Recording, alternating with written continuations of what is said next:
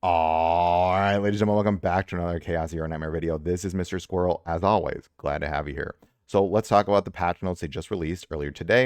And I want to run, they've given everything time when they're releasing everything. And I think this is a good time to just kind of review what to be expected, all the things that are going on with this first part of the patch. There is a lot of events, which is really cool. I'm very much a content-based person. I mean, characters are really cool, but if you don't have content to play those characters with, doesn't really matter. Okay, so opening schedule starts to start later today after the maintenance, so 11:12. Actually, tomorrow after maintenance, so I would imagine it's probably starting tomorrow morning.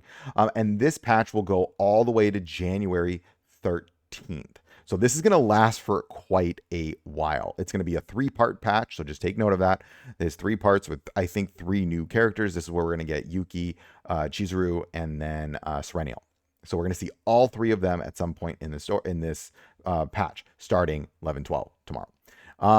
So we've got the Forbidden Catalysts. So here's Yuki, Chizuru, and then Serenial. So there's going to be opening Act 1 is going to start tomorrow, 11:12 after the maintenance. You must have reached level 35 to have that, to be able to access it. So we know when is the next character. When is Chizuru? I think Chizuru or Serenial. I'm pretty sure it's going to be Chizuru who's going to be released next, at least in the way that they structured it and the way they ordered the characters on their kind of like saying, oh, here are the 3 characters are coming out. It did seem like Chizuru will be the next character, and then Serenial will be the last character or the 3rd character. So that means that Chizuru will be coming out on December 3rd, and then Serenial will be coming out on 12/24 December, Christmas Eve. And then again, so in order to unlock these, so first one you need to reach level 35 to get the next one. You clear Act 1, Episode 9 of Joint Investigation, and then clear Act 2, Episode 7 of Approaching the Forbidden. So that's how you will unlock these acts to access the new story modes. New Chaos. So we have a new Chaos. You'll obtain exclusive save data playing the roguelike mode available only in Laboratory Zero. So that means there's going to be specific save data to these events. So unlock condition clear Act 1, Episode 9, Joint Investigation begins. You earn rewards based on your weekly progress score when clearing Chaos. Super cool. You can claim rewards from achievements based on the weekly progress scores you've achieved. So you get the achievements even if you're doing this event. It still counts as Chaos. You can still get those achievements, which is really cool. In Laboratory Zero, you enter an unknown realm influenced by mysterious power. When you obtain forbidden cards, those who overcome the irrational trials imposed upon the infiltrator of the forbidden realms learn complete forbidden cards, allowing for the construction of even stronger decks. Super cool. Laboratory will be integrated to the Chaos Zero manifestation and Zero system after the galactic disaster ends, which means once all this is over, it'll just get straight up integrated into the roguelite mode, the permanent roguelite mode. Exploration archive from Laboratory Zero during the Galactic season will remain available even after the season concludes. Very cool. So even if you don't finish all of it, you can still access it later. Nebula Distortion. Powerful monsters once face in Chaos return from the power of distortion. Defeat the monsters that have grown even stronger due to the distortion. One thing I'm going to note is I think a lot, like this is where I think single targets might come into handy. A lot of bosses also have ads though. So again, that's where I think Yuki will be very important, getting rid of some of these ads in some of these boss fights. So just a heads up, that's another event. Open condition, you must clear Chaos Laboratory Zero in order to do this. Open schedule. Okay, so there are 3 parts to this. So it's going to be 11:12 to 1:13, 11:26 to 1:13, and then Sweet Dream 12:10 to 1:13. So you get these different nebula distortions in these time periods. The Great Rift, the source of disaster, emerged from the massive rift, opens near Laboratory Zero, build your own deck, and challenge the Great Rift for higher scores. So again, this is one of those things where I think the Great Rift, the way they're talking about the Great Rift is that this is that event where, you have a limited number of turns and you got as much damage as fast as possible. So this is where it's going to be one of those things you want to do it as quickly as possible. Slow teams might not be the best here. Just saying. Okay, you can obtain rewards from the supply store using pure white fragments first. So these are just some of the rewards you'll get.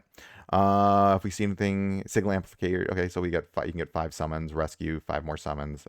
Signal is the purple ones, and rescues are the orange ones. Open schedule. First supply will be 11:12. So this is just again similar. When the characters release each part, that's when they're going to open up these parts of the store. Okay. 3 new check-in events. Super cool. So starting from 11:12 to 11:25, make sure you log in 7 days, 7 times in this period, and you will get 1, 2, 3, 4, 5. You get 5 rescue anchors, and then you'll get 5, what do they call the sorry, signal amplification anchors. These are the limited the featured banners, and then there's the normal banners, which is cool. That's great. You just log in, you get free stuff. Love it. Month together, you get some crystals here. 1, 2, 3, 4, 5, 6, 800. You get 800 crystals. Super cool. Okay, and then you get the raised gifts, so you're getting another one of these. Well, these are really cool because it's just, you know, it's like makes your cards look pretty and do animated cards. Really cool. New event. So during the time period, Guardian of the Ark event will take place, where you can earn rewards based on the number of policies in an Ark City. Super cool. So I'd save those up a little bit right now. You need a total of 40, which again, that's over the whole event. That'll be not hard to do. Just make sure you log in and do that. It actually only lasts for the full month. So this one is only going from November 12th to December 2nd. Interesting. Okay, so we don't have a lot of time on that one. We have 3-ish weeks. Okay, so that'll like just make sure you're doing your policies, so you get this free stuff. Those are decent rewards. New event, special exploration reward, laboratory 0 underway. We already talked about that. New event, virtual simulation underway. This is the same thing as Haru. You just, you can play around with Yuki, see if you like her. Before you summon, I would really encourage players, play the event and see if you like the character before you do anything else. Because that's how I knew. I kind of liked Haru, and then I was like, I liked her, and then I didn't. And I was like, I'm okay. She didn't change any of the style of plays that I was really kind of going with. And even though I had fun playing with the character, it was also like, I'm good. I want to just save my summons. Again, I'm going to do the same thing with Yuki. I might end up really liking Yuki and then being like, maybe I'll do a few summons for it. Maybe not. I don't know. I probably not, because I don't. I want to save right now. I have so many order-based attackers that I don't need more. Her banner is going to run, again, notice, 11/12 to 12/02. Now, so again, it's going until December 2nd. We know on December 3rd, similar to Haru's is ending in a couple hours, that Yuki's is going to end, and then I think that's when Chizuru's is going to open up. Will open up after the maintenance. Same thing as Yuki. Now, they do give a little bit more information on Yuki. We've already gone over her kit in another video.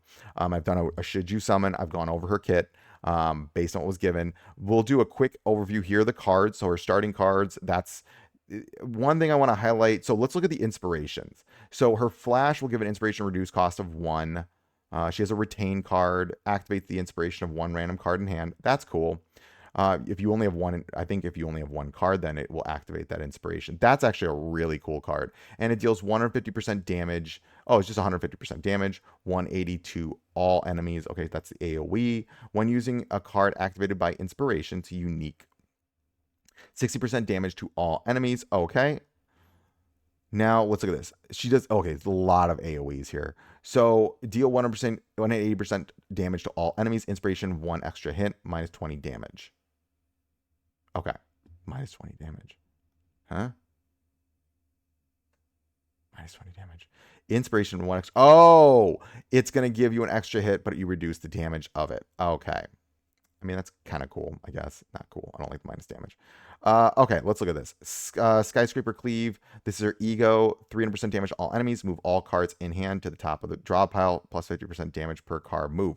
Oh, that's cool. Wow, that's really good. Again, very AoE focused. Sleeping Memory. Now, these are her manifest egos. This is like when you get a dupe. The 20% damage amount reduction effect on Iceberg. Okay, so that means this is gone. It's removing this right here. Interesting. Okay. Cool. At the start of battle, the inspiration of your drawn cards is activated at the beginning of each turn for 2 turns. Wow. Now, what this tells me is that she is a not long-term fighter. Like she is not meant for long fights. She's meant for she wants to be out there, end a fight as quickly as possible, which makes sense because she's AoE, so she's getting rid of all the ads. My only worry with her is she may struggle because a lot of her kit is a lot of it's AoE damage. So she could struggle with bosses. There's a lot of damage here, but I do worry her damage might struggle with bosses. I'm just saying that. Then we get damage portion, number of cards moved, Skyscraper Cleave. Okay. Gain 1 sword dance each time. Neutral card enhance. Oh, interesting. So the maximum status increased by 1 and its damage increase effect by. Okay, so she just gets a lot more damage as she's going. I'm going to say this, that this, her Waken, this is her Manifest Ego 2. So getting a second dupe of her. Oh man, that really makes her kit a lot more function. Like that is a really good one. Like this costs 1 now. Um, this gets the extra hit. And I don't know. This looks interesting. I think that feels very almost needed. We already looked over her partner card. You really, if you want to go for her, so this is where I'm going to say this. She seems expensive because you're going to really like. My worry is that you get her 1 copy of her, she's going to be good. But I have a feeling similar to like AoE characters in Honkai Star Rail, as the game progresses, her damage is going to fall off. I could be wrong. This is my general take. AoE characters sometimes don't age well. If they don't have like an ability to do single target damage, when bosses start getting stronger, they start really struggling because they just can't keep up with the damage. Consistent damage flow, they just can't do it. So this is my worry with Yuki. I think she seems really cool. But if you're gonna want her to stay very relevant for a while, you're gonna need what feels almost like Awakening Memory, her second dupe, and you're going to need this partner card. That's a lot on a player to ask. Basin of Hyperspace, new season. We're getting a new season of Hyperspace Dimensional Dusks. New season is starting. Rewards have been increased compared to the previous season. Oh, nice. They did increase the rewards. I like that. Big increase to rewards. 100 crystals. Universal tactical certificates. I like this. Okay, cool. They're giving more rewards and good units. Units are important. Ooh, yes, love it. All right, new items out of the. Okay, so new items out of the shop. Oh, we're getting whatchamacallit. We're getting happiness increases. Okay, cool. I like it. Okay, cool. Very good. Very, very cool. Arconian supply missions added. Season missions will be updated. The new missions related to the Galactic Disaster. Previously available daily missions. Okay, we're just getting new missions for the Arcanian supplies. Okay, cool. Save data information improvements and in-game help section explains. Okay, a guide on save data. Details of obtained save data now display the value of the faded memories as points. This follows a notation of the save rules introduced in the help section, allows you to check the total value of faded memories stored with the save data. Okay, it's just making it easier. New products. These are just sales. I think there's some decent sales here. This one seems pretty decent. If I do know getting characters. Ooh, potential discs. Interesting. It's not too bad. Interesting. I don't know. For me to do more stuff, this seems really good. Some of these seem really good. Yeah, we'll see. I don't know. These, if you're a slight spender, some of these might be interesting to you. Okay. Other improvements and changes. There's a lot of stuff here. One thing I do want to highlight that I think is everyone cares about. I want to highlight this on the Reddit because they already pointed this out. I thought this is generally kind of a funny little infographic on the Reddit. They are reducing the difficulty of the Gloomy Prime.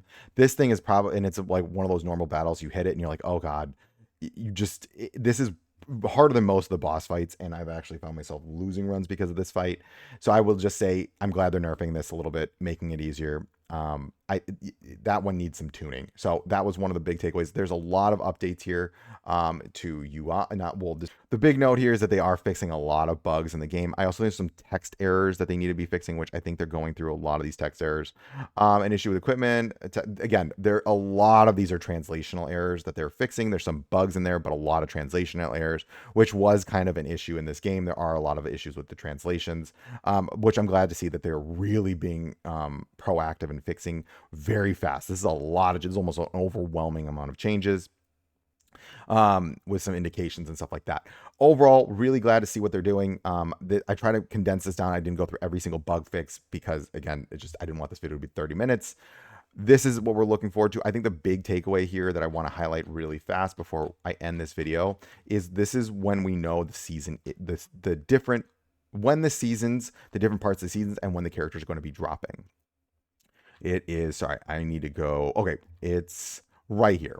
So we know Yuki is tomorrow. We know Chizuru is December 3rd, and then Serenial is going to be Christmas Eve. I'm really excited for Serenial of all the three. I think she might be she looks support-y. We'll see I don't know. Chizuru looks like a void attacker, and I'm curious about Serenial. She seems kind of like a. I'm hoping she's like a tank AP character, but we'll see. I don't know. That's just me. Hopefully, that's what we're seeing there. All right, folks. I hope this video helps. And as always, remember, failing is just your first attempt in learning.